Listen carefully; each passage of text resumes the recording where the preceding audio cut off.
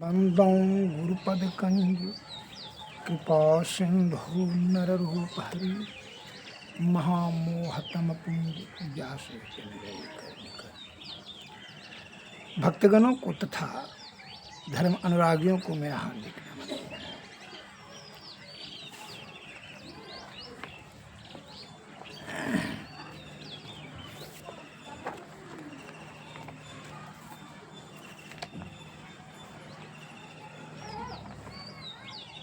उपनिषद में यह वाक्य आया है, प्रांचे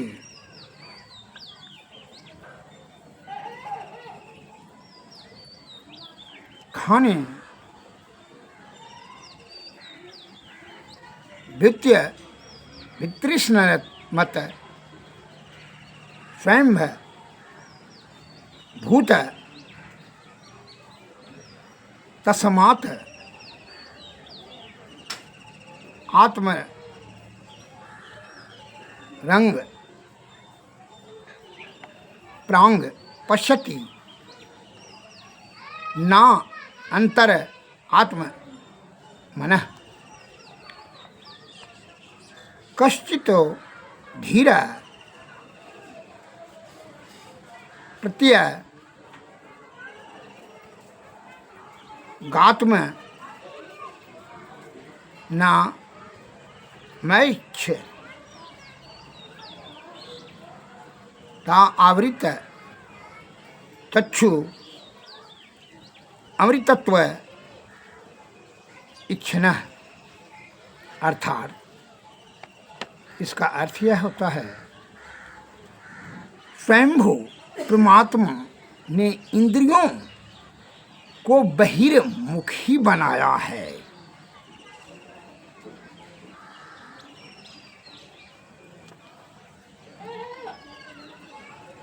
परमात्मा ने, ईश्वर ने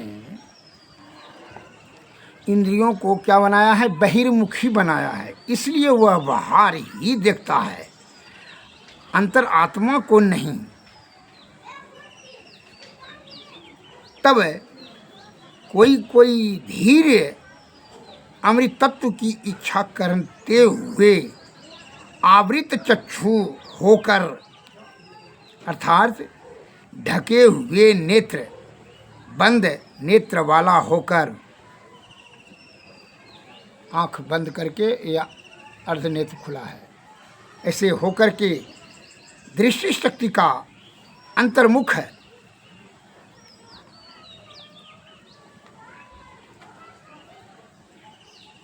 होकर आत्मा का दर्शन करते हैं। जैसे ये आँख खुलने पर बाहर की वस्तु, कान से बाहर सुनाई पड़ना, बाहर की आवाज़ को सुनाई पड़ना, बाहर की खुशबू बदबू का नाक से सुनाई पड़ना, बाहर के वस्तु को स्वाद लेना, कड़वा कसिला घटा, ये सब बाहर की वस्तु छूना सुना, यह बाहरी बहिर्मुखी है। लेकिन कोई जो धीर पुरुष है, जिसको आत्मज्ञान हो गया, विवेकशील आत्मा में जागृत हो गया, विवेकता की प्राप्ति हो गई गुरु की कृपा से, या सद्बुद्धि के सुप्रभाव से, तो ऐसे धीर पुरुष आंख बंद करके अंतर्मुखी होकर क्या करते हैं? आत्मा का दर्शन करते हैं। और जब आत्मा का दर्शन करते तो वह आत्मा को तो परमात्मा के और 10वें दरवाजे से ऊपर की ओर चढ़ाने का कोशिश करते हैं।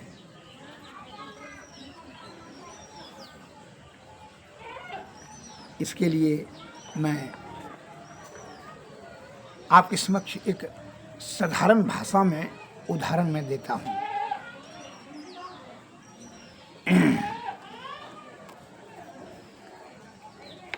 कि भीतर में ही ईश्वर है, तो भीतर देखने, जब ये आँख से अपने आँख को नहीं देख सकते हैं, उसको देखने के लिए दर्पण की आवश्यकता की जरूरत है। तो उसी प्रकार ईश्वर को भीतर में ही है, पूरा ब्रह्मांड इस शरीर में है, लेकिन उसको देखने के लिए अंतर आत्मा की चक्षु की जरूरत है, भीतर अंतर्मुखी होने की जरूरत है।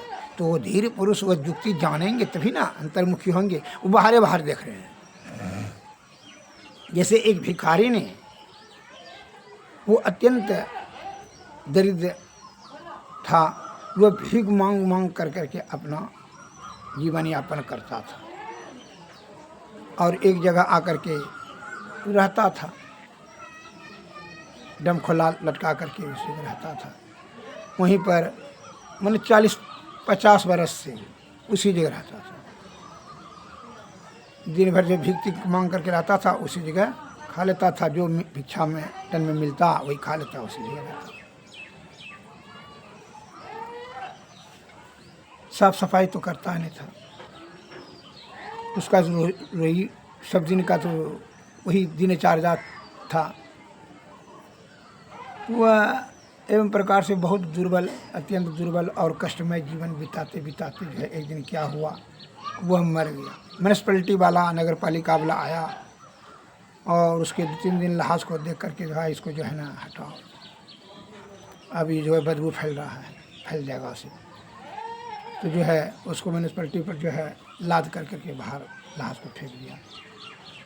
तब नगर पालिका के जो है हेड ने कहा कि उस जगह जो है बहुत दिन से भिगमगा रहा है, अपवित्र हो गया, अशुद्ध हो गया है, इसलिए इसके शुद्धिकरण करने के लिए 4 हाथ मिट्टी कोड़ करके फेंक दिया जाए, जो वह जगह पवित्र हो जाएगा। तो 4 हाथ गड्ढा और 4 हाथ लंबा, 4 हाथ चौड़ा जो है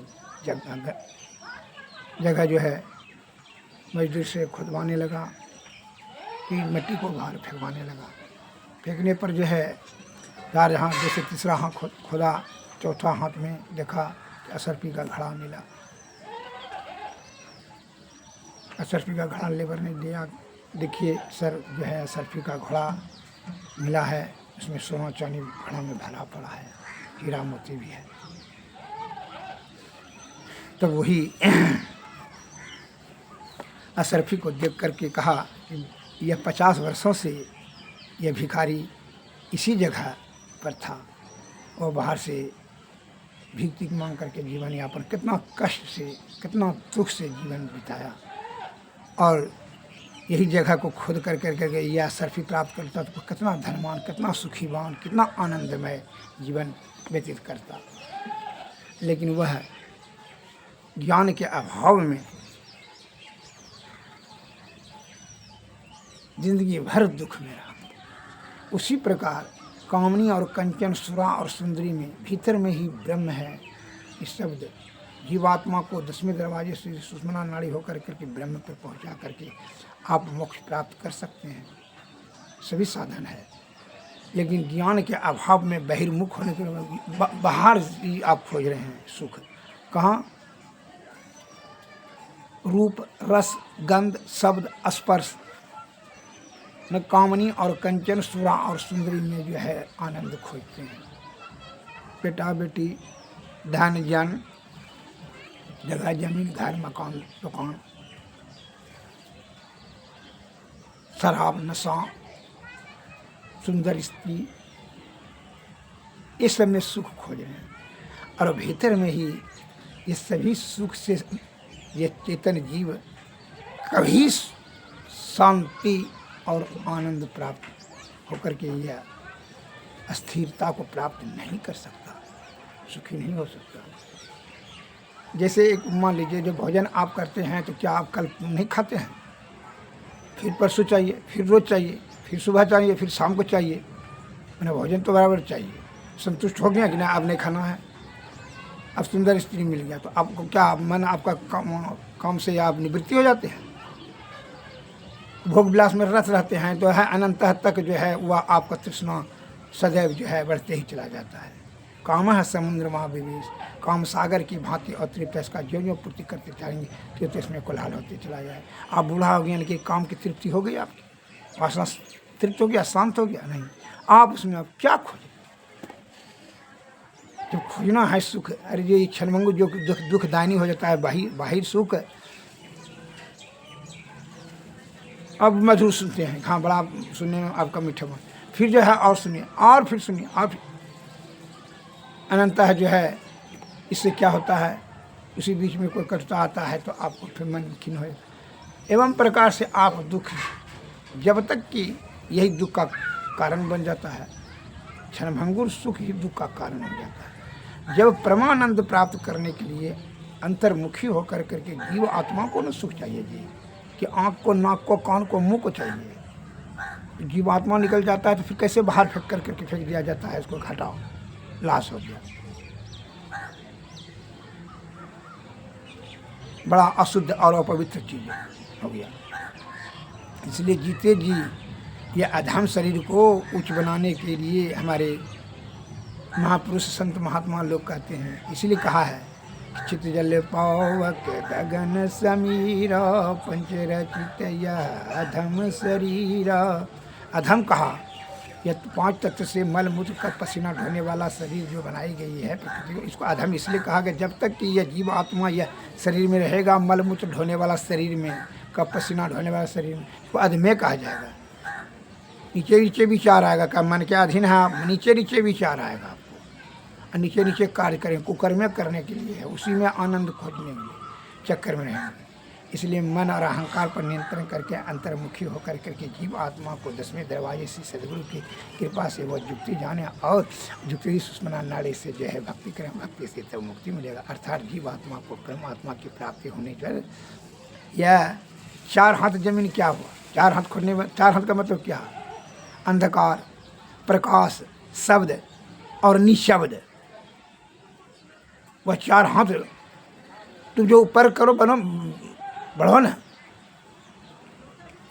ऐसे आंख नेत्र बंद करते हैं तो अंधकार, उससे ऊपर बढ़े तो प्रकाश, और उससे ऊपर बढ़े शब्द जिसको अनहदनाद कहते हैं, वही शब्द गुंजायमान स्वयं शब्द उत्पन्न होता है, और उससे ऊपर निशब्द, वही निशब्द पर सामवेद ध्यानोपदेश दिन में बताया गया है। सामवेद के ध्यानोपनिषद में बताया है, बीजाक्षरम परम बिंदु नादम तस्यो उपरि अस्तितम सशब्दे चाक्षरे क्षीणे निशब्दम परम पदम।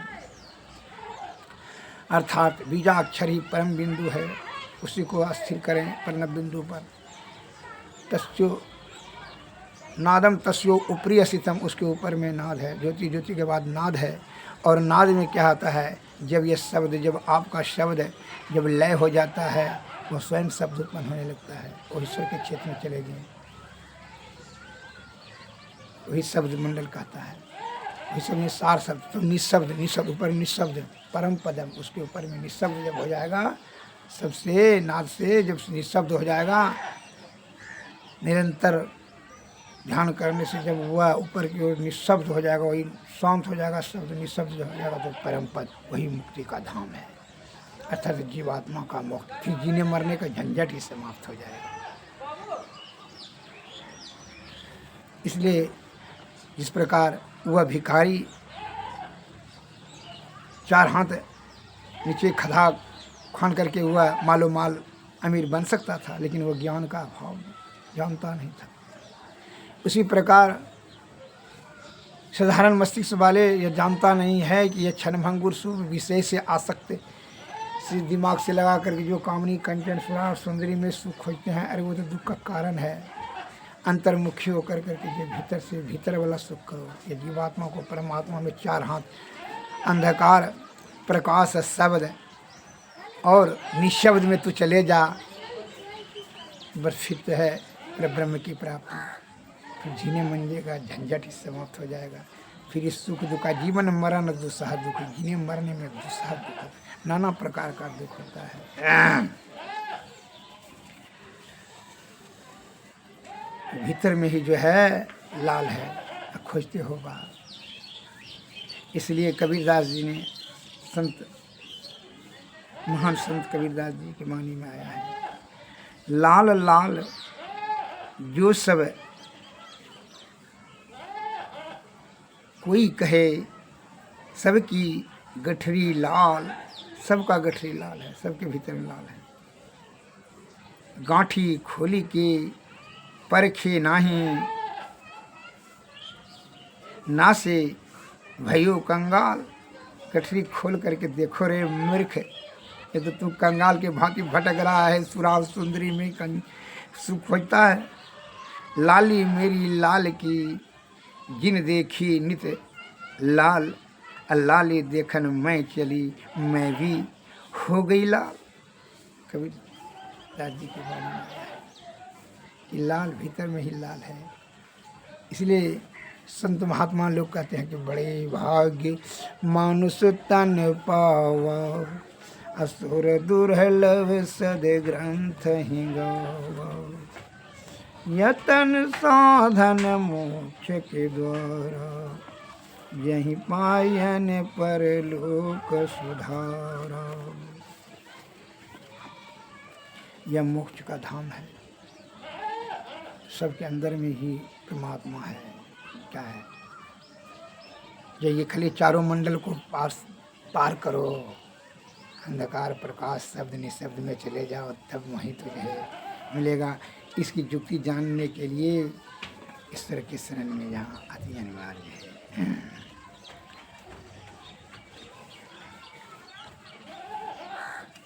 संत वाणी में आया है, इसके लिए क्या करना चाहिए? गुरु से न युक्ति जानेंगे। बुद्धिमान लोग ही न बताते हैं कि भाई एक ही जगह 100 हाथ कुइयाँ खाने पर पानी मिलेगा।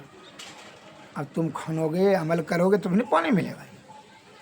अब 5 हाथ खा लिए, 10 हाथ खा लिए, 10 दिन सत्संग करने के लिए वो कहाँ में ईश्वर मिलता है? संदेह तो संदेह वाला कुछ मिलता है। 10 हाथ ही खा लिया। एक जो है गुरु जी विद्वान ने बताया कि पानी का बड़ा अभाव है महोदय, पानी का व्यवस्था नहीं है, इसके कारण से बड़ा तकलीफ होता है। क्योंकि 100 हाथ विद्वान ने कहा कि 100 हाथ जो है ना, एक ही जगह खदा खाना कोदाल से, तो ठीक है। तो जैसे अपने गांव गया, 10 हाथ खदा खाना था, तो उधर से आ गया सिखाने वाला कोई अपना बड़बाड़गी लूटने के लिए। तो क्या कर रहा है? क्योंकि पानी निकाल रहे हैं। कहा कि होशियार आदमी विद्वान आदमी ने कहा तो ये जगह बढ़िया होगा थोड़ी, तो वही उधर खुद में फिर उधर 10 हाथ खाना, तो उधर से दूसरा आदमी आ गया। तो कौन क्या करके पानी निकालना, क्योंकि ये से क्या करें होगा बढ़िया उस जगह होगा पानी, तो फिर वहाँ खोदा। फिर चौथा आदमी आया, 5वां आदमी, 10 जगह बनाया। तो 10 दशाएँ की गिना तो कह के 100 हाथ हो गया। उधर से आया विद्वान, कहाँ पानी मिला? आप बोले थे कि 100 हाथ खदा खानिएगा। 100 हाथ तो पूरा कैसे खाना? क्योंकि 10 हाथ 10 जो है ना, 10 जगह खान दिया है, तो 10 हाथ तो 100 नहीं हुआ, 10 दशाएँ को 100। क्योंकि हमने ऐसा तुमको कहा था, एक ही जगह खानो रे मूर्ख, एक ही जगह खानो। किसने का सलाह दिया? क्योंकि उसने काम वहाँ नहीं बढ़िया हुआ था, तो तू कल के 10 गुरु जी तू बना लिया।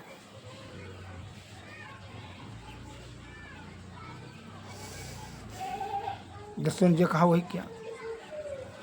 इसलिए कहते हैं ज्ञानियों की बात को जो बुझे उसे तीनों लोग समझे। एक एक शब्द को अमल करेंगे तब ना।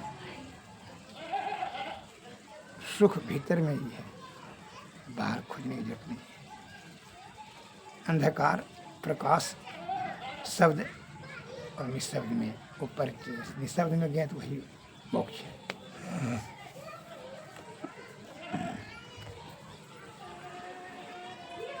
इसलिए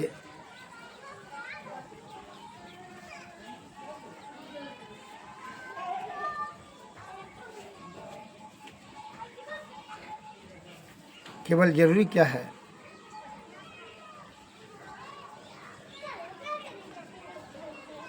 खोज करने की। इसलिए गुरु संत वाणी में आया है, घूंघट का पट गोल रे तो ही पिया मिलेंगे, घूंघट से पट खोल रे तो को पिया मिलेंगे। घट में घट साईं रसना, घट में घट साईं रसना, कटुक वचन मत बोल रे सोहे पिया मिलेंगे। धन दौलत की गरवना कीजिए, झूठा पंच रंग चोल रे, घूंघट कपट खोल रे तो कुपिया मिलेंगी। सुन महल में दियरा वारिले, सुन महल में दियरा वारिले, आशा से मत डोल रे, घूंघट से पट खोल रे तो कुपिया मिलेंगी।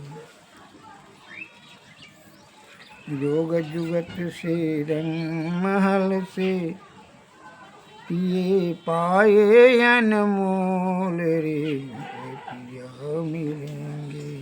कहे कबीर आनंद भयो हैं बाजत अनहद ढोल रे, ये तो पिया मिलेंगे। घूंघट से पट खोल रे तो पिया मिलेंगे। जब आप अंतर्मुखी नहीं जब तक होते हैं, बहिर्मुखी में क्षण भंगुर आनंद के खोजने में अपना बल बुद्धि और उम्र व्यर्थ में खर्च न करें। महा आनंद परम आनंद आपके अंतर्मुखी होकर के देखिए, नेत्र बन करके के वहाँ जो है देखने का युक्ति जानिए गुरु की कृपा से। गुरु का कृपा तभी होगा जब गुरु के प्रति पूर्ण श्रद्धा और आस्था पूर्वक उनके शरण में जाएंगे, तो वो युक्ति बताएंगे, युक्ति से भक्ति, भक्ति से मुक्ति।